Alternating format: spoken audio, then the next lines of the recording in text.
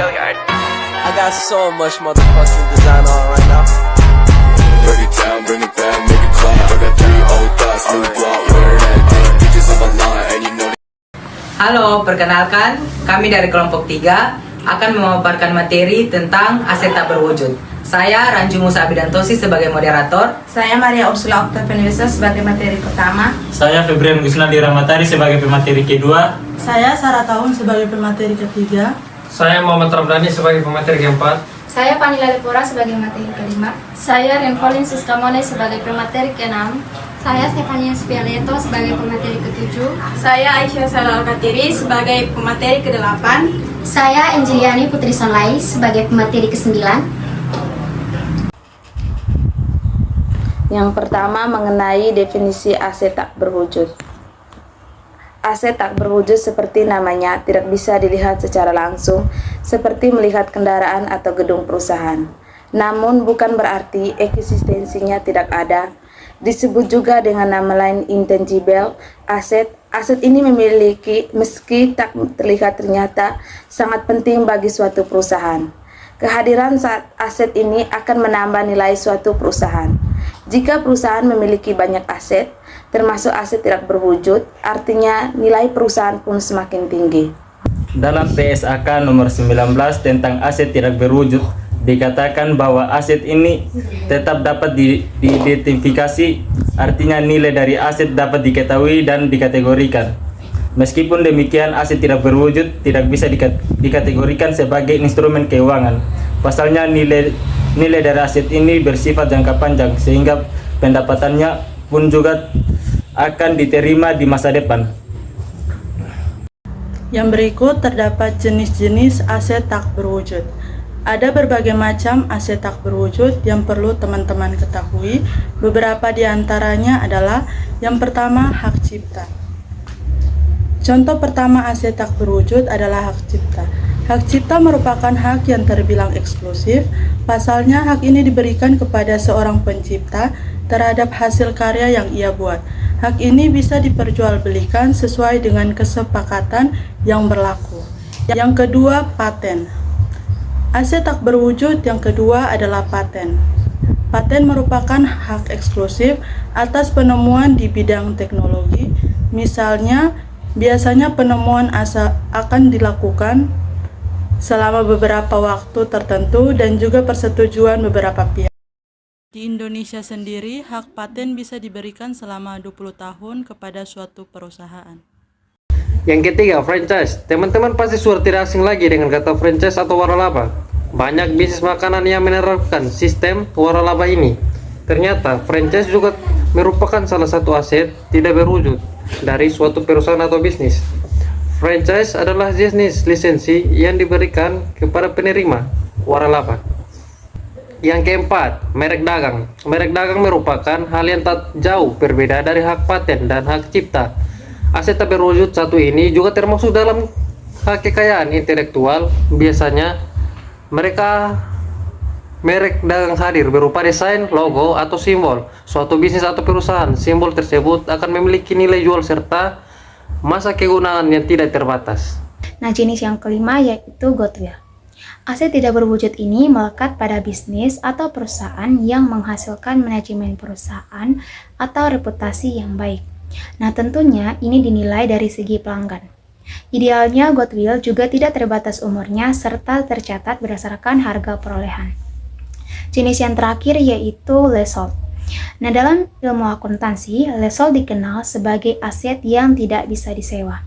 Meskipun aset ini jarang diamortisasi, leasehold akan menyertakan biaya perawatan yang dicatat dalam aktiva yang disewa.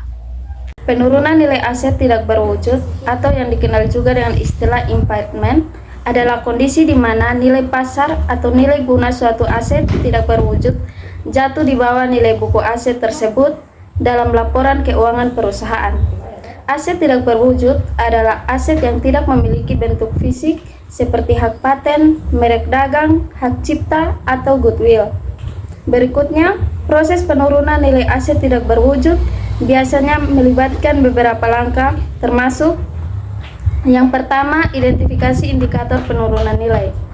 Perusahaan harus secara rutin memantau indikator potensial penurunan nilai seperti penurunan kinerja keuangan, perubahan signifikan dalam teknologi atau pasar, atau kerusakan fisik pada aset.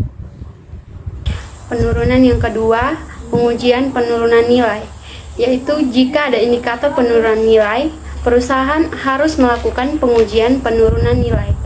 Pengujian ini biasanya melibatkan perbandingan antara jumlah terpulihkan aset, yaitu nilai guna atau nilai pasar aset, dengan nilai buku aset. Yang berikut, pengakuan dan pengukuran penurunan nilai. Jika jumlah terpulihkan aset lebih rendah dari nilai buku aset, perusahaan harus mengakui penurunan nilai dan mengurangi nilai buku aset di laporan keuangan. Selanjutnya, penyajian dan pengungkapan aset tak berwujud. Penyajian dan pengungkapan aset tak berwujud dalam laporan keuangan sangat penting untuk memberikan informasi yang jelas dan lengkap kepada para pemangku kepentingan. Berikut adalah beberapa hal yang perlu dipertimbangkan dalam penyajian dan pengungkapan aset tak berwujud. Yang pertama, ada identifikasi aset. Aset tak berwujud harus diidentifikasi secara jelas dalam laporan keuangan. Ini termasuk deskripsi aset seperti jenis aset, misalnya paten atau merek dagang, tanggal perolehan, dan umur ekonomis aset. Yang kedua, ada nilai aset. Nilai aset tidak berwujud, baik biaya perolehan maupun nilai buku harus disajikan dalam laporan keuangan. Jika ada penurunan nilai aset, ini juga harus disajikan. Yang ketiga ada amortisasi. Jika aset tidak berwujud diamortisasi, laporan keuangan harus mencakup metode amortisasi yang digunakan, periode amortisasi, dan jumlah amortisasi yang diakui selama periode pelaporan. Yang keempat, pengungkapan risiko. Jika ada risiko yang terkait dengan aset tidak berwujud, seperti risiko penurunan nilai atau risiko hukum, ini juga harus diungkapkan dalam laporan keuangan. Yang kelima, ada transaksi terkait. Jika ada transaksi yang terkait dengan aset tidak berwujud, seperti penjualan lisensi aset, ini juga harus diungkapkan dalam laporan keuangan. Nah, teman-teman, dari materi yang kami paparkan, dapat disimpulkan bahwa aset tak berwujud adalah aset yang tidak memiliki bentuk fisik, tetapi memiliki nilai ekonomis. Aset tak berwujud dapat menjadi elemen penting dalam menilai kualitas suatu perusahaan dan memainkan peran strategis dalam keberhasilan bisnis. Suatu perusahaan perlu mengelola dan melindungi aset tak berwujudnya untuk memastikan pertumbuhan dan keberlanjutan jangka panjang. Sekian presentasi dari kelompok kami. Dari presentasi ini kami telah menerima pertanyaan dari beberapa kelompok, yaitu yang pertama, apa yang dimaksud dengan umur ekonomis aset tak berwujud dan mengapa hal ini perlu disajikan dalam laporan keuangan? Baik, saya akan menjawab pertanyaan yang pertama. Umur ekonomis. Aset tak berwujud adalah periode waktu di mana aset tersebut diharapkan memberikan manfaat ekonomis bagi perusahaan. Umur ekonomis aset tak berwujud perlu disajikan dalam laporan keuangan karena nilai aset tak berwujud harus diamortisasikan selama periode umur ekonominya.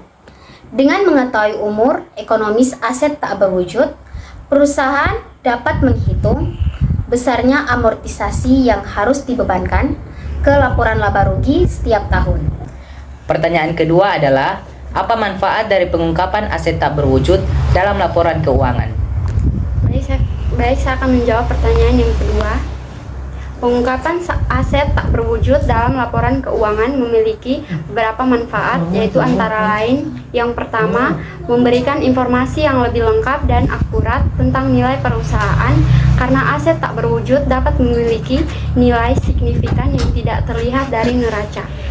Yang kedua, membantu pengguna laporan keuangan untuk memahami sumber daya perusahaan dan potensi pendapatan di masa depan.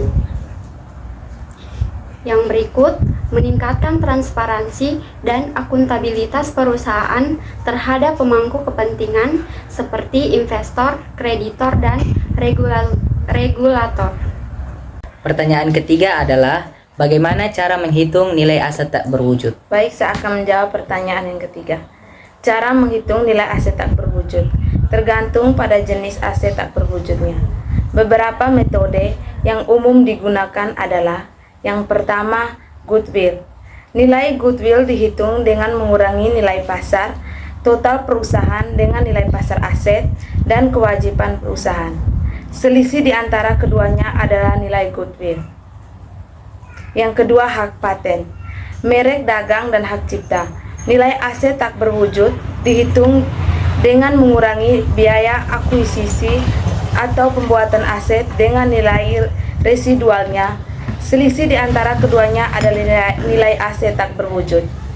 Yang ketiga, lisensi. Nilai lisensi dihitung dengan menggalikan biaya lisensi dengan jumlah tahun lisensi yang tersisa. Yang keempat, kontrak. Nilai kontrak dihitung dengan menggalikan biaya kontrak dengan jumlah tahun kontrak yang tersisa. Setelah nilai aset tak berwujud dihitung, perusahaan harus mengamortisasi nilai tersebut selama periode umur ekonomisnya dan mengungkapkan nilai aset tak berwujud dalam laporan keuangan. Demikian presentasi kelompok kami. Sekian dan terima kasih.